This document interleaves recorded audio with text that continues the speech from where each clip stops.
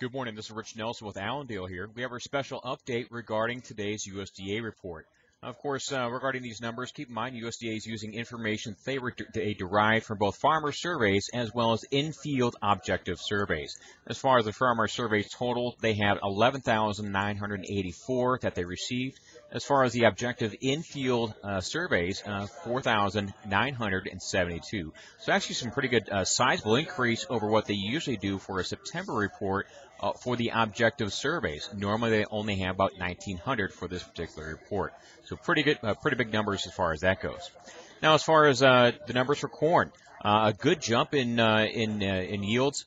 Last month they were 167.4. Now they are 171.7. And guys, I've got to give a hand to the farmers who helped us out with our annual survey.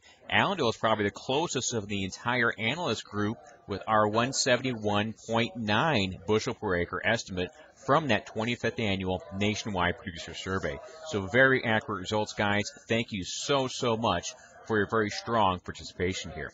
So bigger than the average trade guess corn yields, and also that means bigger than the average trade guess production.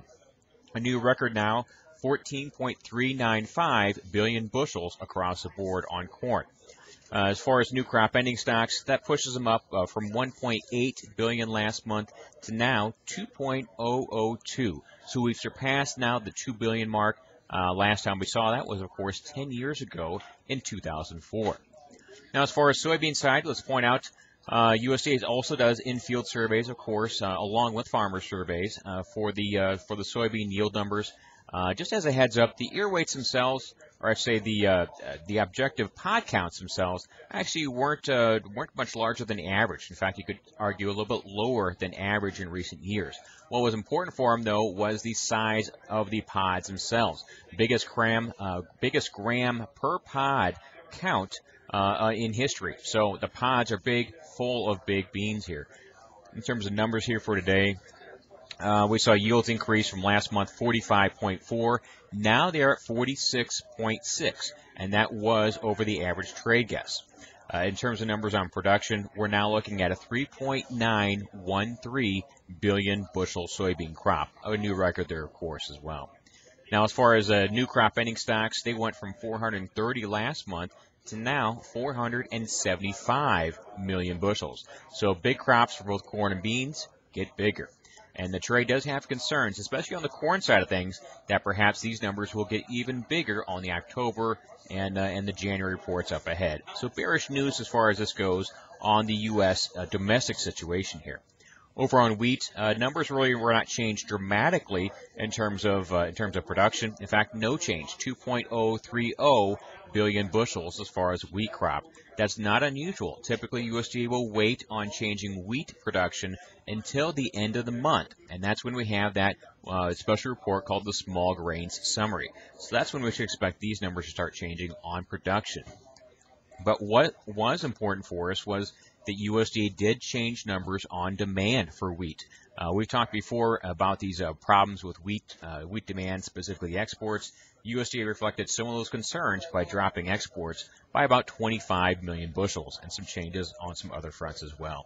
So as far as this goes, we now have wheat ending stocks going from 663 to 698. So now we're moving from we're changing from an average wheat ending stock territory. Now we're pushing a little bit over average here with these current numbers. Now over on the world side of things, USDA of course makes changes there. We're not the only store in town. As far as corn goes, new crop corn stocks did increase from about 188 million tons last month to about 190 million tons this month.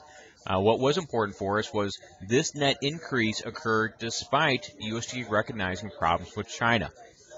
Earlier this morning, we saw that the Chinese government, one of the agencies over there, did lower their own estimate as far as corn production due to problems related to drought in 3 separate provinces. USDA reflected those issues by dropping about 5 million tons out of their China production number here. They now have about 217 million tons across the board. So bigger world stocks despite the China problem. So we can't get too bullish as far as this goes. In other countries, as far as corn, they increased Brazil by about 1 million ton, now 75. Argentina, they dropped about 3 million tons out of that figure, about 23 million tons. And this kind of confirms the trade talk we've heard out of Argentina regarding poor potential profits here, lower corn acreage up ahead here, as well as the concerns with the government's export quota system there as well. Over on new crop bean stocks, a good size increase. Last month they were at 86 million tons. With these changes, mostly on the U.S. side, now about 90 million tons for production. Now, as I said before with corn, we also had changes for the other countries there. Specifically Brazil, they went from 91 million tons to about 94. So that was a good increase. It does put them in the territory with the average trade guess right now. Most of the trade is now talking 94 to 95 million tons. So a new record for Brazil is being confirmed. I should say a second record in a row for Brazil is being confirmed. Last year is only 87. Overall numbers as far as Argentina, up 1 million ton to 55. So that kind of confirms some of the trade discussion there. People moving even more away from corn and into soybeans. Over on the world wheat side of things here, we only saw some changes from 193 million tons last month for ending stocks to now 196. So a good moderate increase as far as that goes. As far as the key countries looking across the board, we really don't have anybody sticking out in any big way other than Ukraine. USDA changed their numbers from 22 to about 24 million tons. And that 24 estimate is maybe just a little bit higher than some of the average trade guesses out there right now. So main issue as far as today's report here, big crops, of course, get bigger, and the trade will have more expectations of further increases. Allendale will review these numbers, but most likely will not be changing our downside targets yet as far as corn or soybeans.